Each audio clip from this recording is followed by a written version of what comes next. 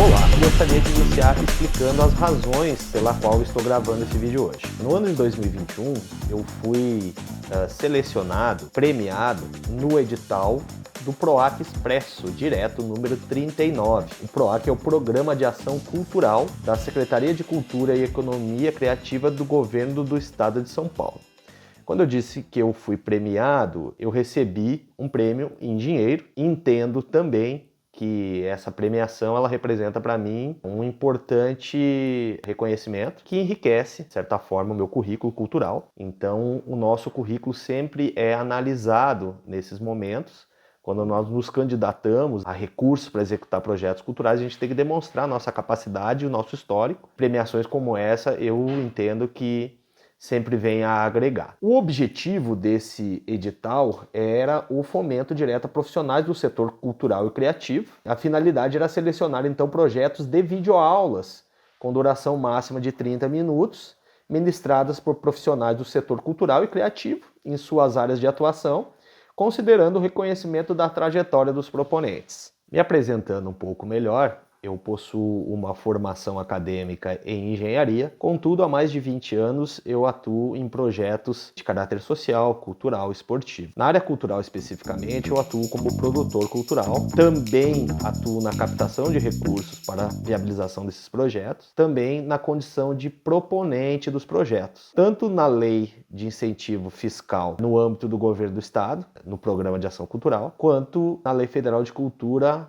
a conhecida Lei Rouanet. Atuo também na gestão, estou à frente da produção cultural de alguns pontos de cultura na cidade de Sumaré, pontos de cultura que são certificados pelo Ministério da Cidadania, como o Instituto Saber Social e o Instituto Avivar Terceiro Setor. O Instituto Avivar Terceiro Setor, inclusive, eu sou uma das pessoas responsável pela criação do Instituto, sou um dos seus dirigentes. Então, através do Instituto Avivar, a gente também amplia um pouco o leque das nossas ofertas, consegue ampliar o número de projetos executados a cada ano e também amplia para leis de incentivo ao esporte, como eu comentei rapidamente. Ela é tratada nesse edital como uma contrapartida obrigatória daquele proponente que foi contemplado por esse edital. Condição que o proponente disponibilize esse vídeo em uma plataforma de acesso gratuito na internet, a sua escolha. No meu caso, eu precisava dar um nome a esse projeto, todos os candidatos precisavam fazer dessa forma, e o nome escolhido por mim foi Fora da Caixa Renda Criativa. Como a cultura hoje ela tem um impacto econômico muito forte, no estado de São Paulo isso é muito disseminado, fala-se muito sobre o poder que a cultura tem de criar postos de trabalho, de gerar economia, tem uma representação muito forte no PIB do estado. Então, como o nome da videoaula tenta passar fora da caixa, e hoje não se fala mais em cultura isoladamente, se fala em cultura e economia criativa, a gente precisa parar com isso de que o acesso é para poucos. É um pouco disso que esse nome fora da caixa tenta passar, é essa mensagem. Eu acho que é um bom sinônimo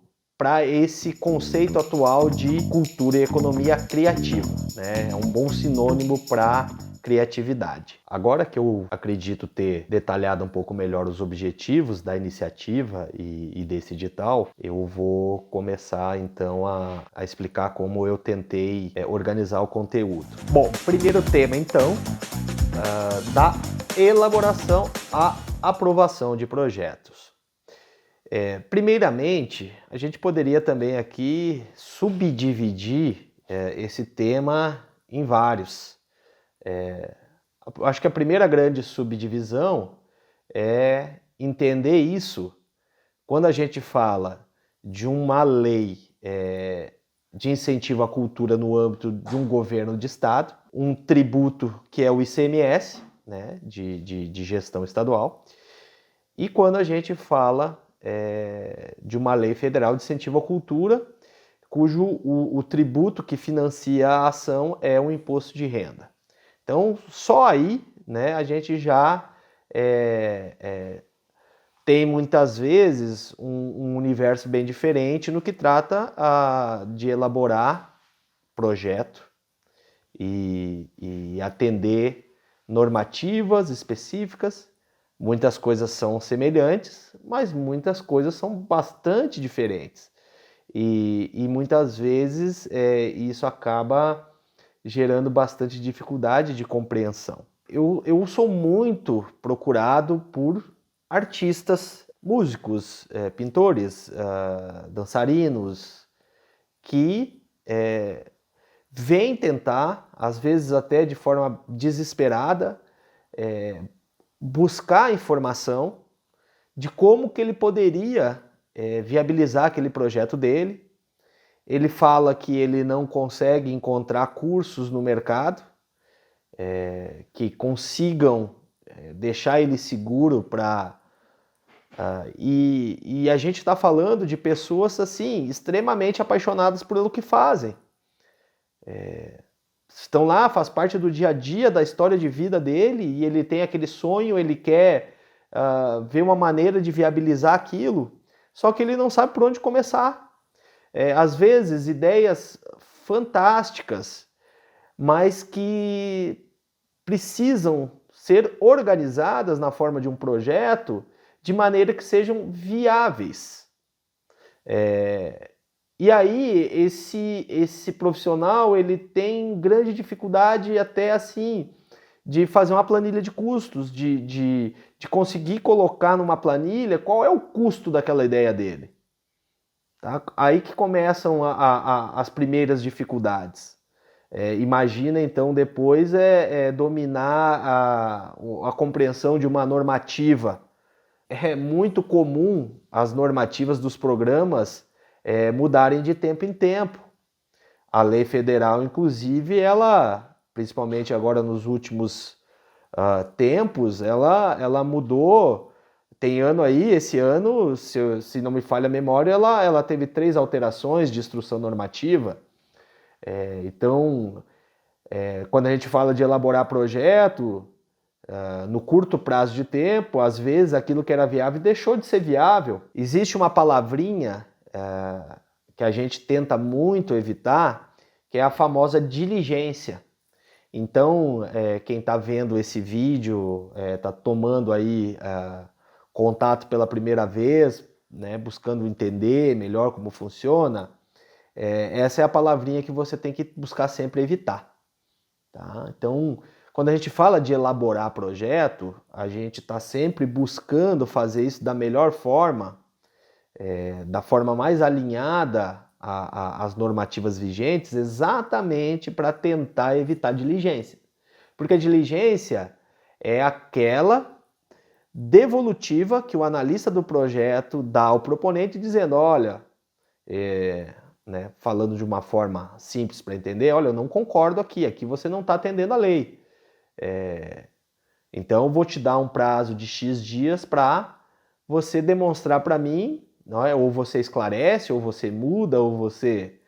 E não há limites de diligência. Eu recentemente consegui aprovar um projeto na Lei Federal de Cultura após o atendimento a 4 diligências. Eu estou falando aí de 3, 4 meses atendendo diligência. No PROAC e ICMS não foi diferente nesse ano de 2022. A gente teve uma mudança de CAP, que é a Comissão de Avaliação de Projetos, que toda vez que ela muda, novas pessoas vêm para integrar esse grupo e entendimentos mudam. Mesmo que a legislação às vezes não muda, as pessoas que vêm para o processo têm entendimentos diferentes. E aí muitas vezes projetos que a gente já teve aprovado em anos anteriores, a gente submete para um segundo, para um terceiro, para um quarto ano, e quem está lá acaba produzindo diligências com fatos novos que antes não impediam o avanço do projeto e hoje impede por uma questão de entendimento de quem chegou. Tá? Então são todas algumas situações que precisam ser vencidas quando a gente fala de elaboração de projeto, de elaborar até aprovar. Então a pessoa que quer se aventurar nessa área precisa fazer a lição de casa. Tá? Isso é importante dizer. Vai ter que lidar com a falta de curso no mercado? Vai. Vai ter que buscar de várias formas. Eu fiz muitos amigos na área cultural, esses amigos me ajudaram muito, compartilharam comigo muita informação, que assim, eu acho que fica até a dica, nada do que um grande amigo e um bom amigo. E ainda sobre a elaboração de projetos, a gente não pode esquecer dos editais. Eu vinha até então falando um pouco mais sobre os mecanismos de incentivo fiscal, né, que basicamente a sistemática é aquela: você submete o projeto, se ele for aprovado, você tem que depois buscar o patrocínio. E quando a gente fala de editais, a sistemática já muda um pouco, já é diferente. Os editais costumam ter regras mais específicas, valores mais específicos, e se você for aprovado e atender às demais fases do edital, você não precisa captar o recurso depois com alguma empresa patrocinadora. Assim como lá no mecanismo fiscal tradicional, você tem que fazer aquela lição de casa de estudar as normativas, as regras, as resoluções, que são várias. Tem que estar atualizado, porque de tempo em tempo muda.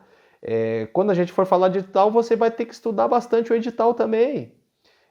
Antes de começar a redigir o projeto, todo edital traz um formulário específico. Às vezes você tinha um projeto lá atrás que você apresentou para um edital X, mas agora ele já não cabe mais nesse, porque ou você precisa fazer diversas adaptações. Você tem que estudar bastante, de qualquer forma. Você vai ter que ler e reler o edital. Ele ali é que vai... uma boa leitura, não tem como pular essa etapa. Você vai ter que fazer isso da forma mais assertiva possível para aumentar consideravelmente as suas chances de ser selecionado. Tá? Então, fica aqui a dica, né? Tenha bastante atenção. Quando se tratar de elaboração de projetos via edital, estude bastante o edital, que essa é uma fase que não dá para pular. Uma outra coisa que é importantíssima nessa fase de elaboração de projeto, e aí muitas pessoas podem encontrar dificuldade, eu percebo isso muito com os amigos artistas, o desafio de lidar com prazos. Tá? O prazo é aquele capetinha que vai ficar ali no seu ombro, te assombrando. Os prazos são curtos, muitas vezes a informação chega para você em cima da hora e tudo tem prazo. Tá? Prazo é o maior desafio que a gente lida, no meu ponto de vista, nessa fase de elaboração de projeto. O prazo, claro, ele vai ser um desafio em todas as fases. Já a gente vai falar da fase de captação e da fase de prestação de contas, e o prazo é algo que está presente o tempo todo. Ele precisa ser muito bem gerenciado, porque senão o proponente acaba engolido. Agora, a captação de recursos. Curiosamente, a minha trajetória na área cultural, ela se iniciou pela captação de recursos. Antes mesmo de eu me tornar um proponente de projetos culturais, eu foi exatamente por essa área, captação de recursos. Porque muitos proponentes tinham seus projetos aprovados e não conseguiam dominar essa fase. E de lá para cá, já se passou uma década e é aprendizado diariamente. Não há fórmula de bolo, não adianta buscar fórmula de bolo. Quando a gente fala de captação de recursos com projetos aprovados na lei estadual, que permite que a gente vá buscar patrocínio através do ICMS, e no caso da lei federal através do imposto de renda, abre-se um leque aí também de diferenças, tá? Existem empresas, eu acho que ainda pouca gente sabe, que dependendo do segmento da empresa, a empresa ela vai conseguir apenas patrocinar projetos aprovados nas leis federais, e dependendo do segmento dela, ela vai conseguir patrocinar projetos apenas nos mecanismos estaduais. Não é toda a empresa que consegue ter os dois tributos para destinar para projetos incentivados. Tem empresas que fazem esses patrocínios, no caso das leis federais, uma vez por ano, porque são tributadas pelo regime do lucro real anual. Outras optam por fazer isso trimestralmente. Então, vai percebendo como essa dinâmica ela vai se abrindo. O leque acaba sendo muito grande. Falar em captação de recursos, você está falando de uma atuação ao longo do ano todo. Tá? Não dá para tirar férias. Quem quer fazer captação de recursos não tira férias. Tem que estar, hoje em dia, com toda essa nossa tecnologia, tem que estar olhando e-mail, WhatsApp o tempo todo, porque a empresa não espera. Eles precisam, por conta dos seus fluxos, informações rápidas. É a história do cavalo passando. Ou você sobe ou ele vai passar. Se você deixar, às vezes, para amanhã para enviar uma informação que é solicitada, pode ser a diferença de seu projeto ser selecionado ou não.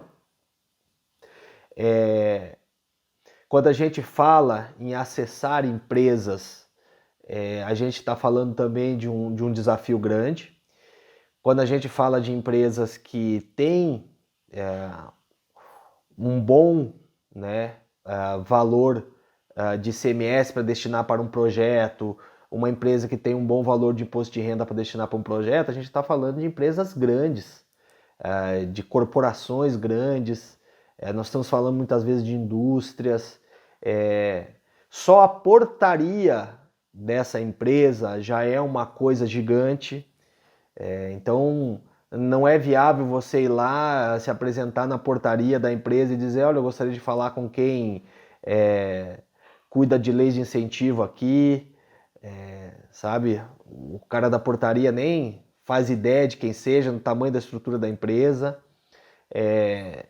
Disparar e-mail aleatoriamente para as empresas é uma coisa também, é uma estratégia muito improdutiva, porque você sai atirando para tudo que é lado até que caia na mão da pessoa certa. Enfim, isso é muito pouco produtivo, mas muita gente ainda acha que é o caminho.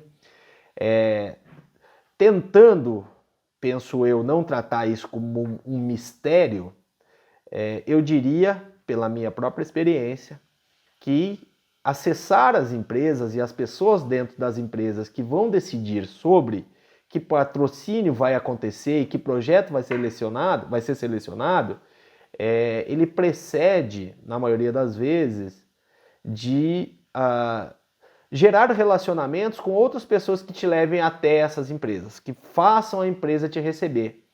Eu não digo nem ser recebido de forma física numa reunião, mas a sua atuação ela tem que chegar, na maioria das vezes, através de alguém.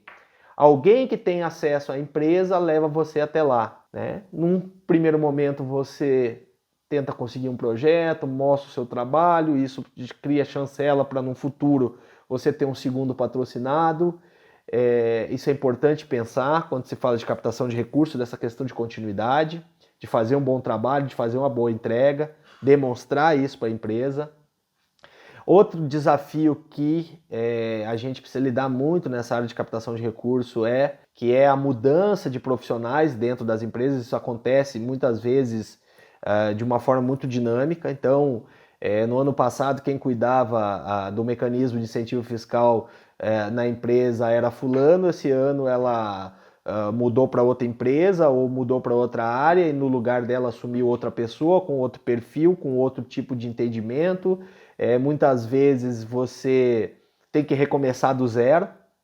Tá? Pode ser que por um período você não consiga mais acessar aqueles patrocínios ali da forma como você acessava antes, você vai ter que ter persistência, esperar um segundo momento melhor. Às vezes essa mudança ela pode até ser positiva, pode ser o contrário, porque antes você tinha dificuldade de acessar, entrou uma nova pessoa e você passa a conseguir acessá-la, enfim. Então, falar de captação de recursos também é falar sobre esse desafio de relacionamento com as empresas, com as pessoas dentro das empresas. Uma importante ferramenta nesse processo de captação de recurso, aquele textão pesado da justificativa, dos objetivos, o cronograma, a planilha financeira, todo esse arcabouço aí, ele, nesse momento da captação de recursos, ele não é o seu projeto. Nesse momento, o instrumento do seu projeto é aquilo que você vai usar para apresentar para a empresa, possivelmente patrocinadora do seu projeto. Ele é um documento que eu sempre sugiro ser de no mínimo 5 páginas e no máximo 10 páginas. Eu pelo menos busco adequar os meus aí, porque senão fica muito pesado, fica muito trabalhoso, né? A pessoa ficar na empresa olhando mais do que 10 páginas e às vezes menos do que 5 páginas também pode faltar informação. Então eu acho que ali é um horizonte adequado para se falar.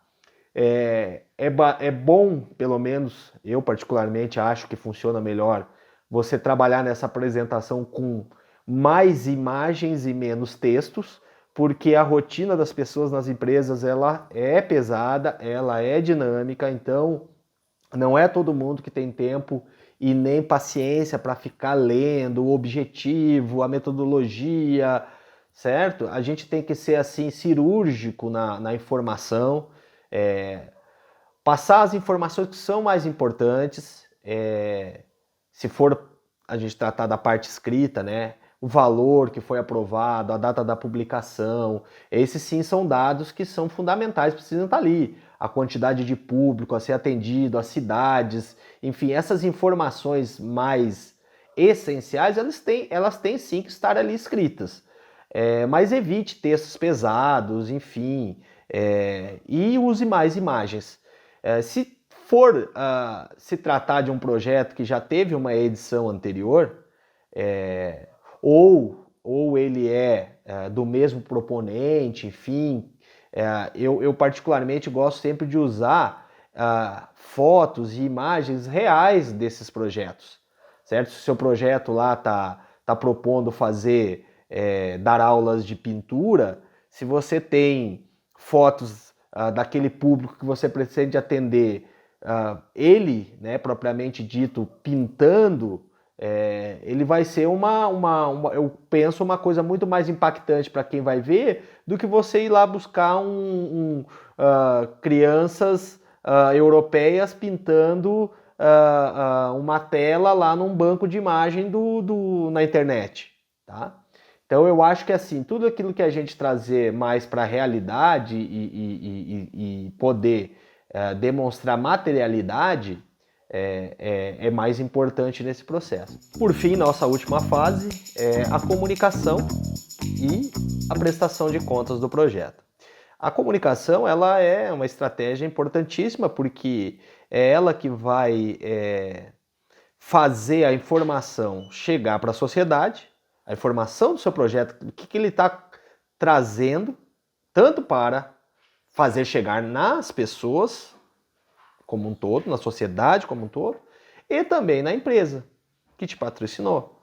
Porque nem toda a empresa consegue destacar alguém para ir acompanhar o seu projeto lá no campo. Isso é muito importante entender. As empresas elas trabalham com quadros enxutos, então nem sempre, às vezes a gente trabalha com projetos que têm duração até 1 ano e ninguém da empresa patrocinadora, por mais que a gente convide para que elas vão até o projeto conhecer, eles não conseguem ir, muitas vezes, tá? Então, você tem que fazer a informação chegar até o patrocinador, até a sociedade. A gente vive em tempos de redes sociais, onde isso é muito importante, ter comentários positivos, depoimentos, tudo isso vai agregar a você, proponente, lá na frente. E isso está diretamente relacionado a prestar contas do seu projeto. E isso também vai estar junto lá ao início, à elaboração. Porque é agora o momento de prestar contas, que é quando você vai realizar os gastos do projeto. Se você fez uma boa elaboração, você vai ter uma execução e uma prestação de contas facilitada, porque você vai gastar o recurso com responsabilidade. Existem projetos que preveram lá no início realizar uma despesa, só que não se atentaram que com quem eles queriam realizar essa despesa, essa empresa não tem nota fiscal. E lidar com recurso público é obrigatório. Você vai ter que apresentar na prestação de contas a nota fiscal do gasto. Aí é só lá na frente que o proponente se depara com essa dificuldade. Por quê? Porque preveu errado lá na elaboração. Tá? Então, prestar contas é fundamental. Fazer uma boa prestação de contas é uma coisa que o proponente tem que ter em mente desde o nascimento da ideia, dessa iniciativa cultural. Ela não pode ser vista como algo secundário e eu vejo isso lá na frente. Não.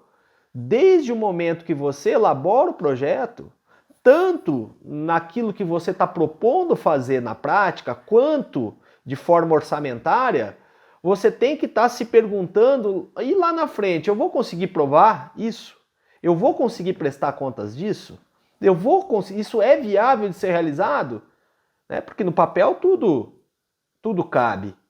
Então, às vezes, você pode ser feliz até de convencer lá na elaboração do projeto que algo seria possível ser feito, mas lá na frente você se depara com situações e aí você tem que pedir alteração de projeto, ou seja, é lá na frente que mostra que o seu planejamento não foi bacana.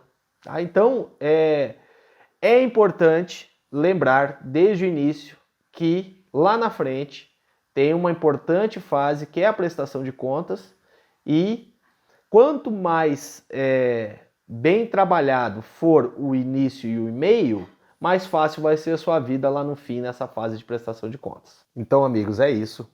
Aqueles que assistiram esse vídeo até aqui, eu espero que eu tenha conseguido ajudar de alguma forma.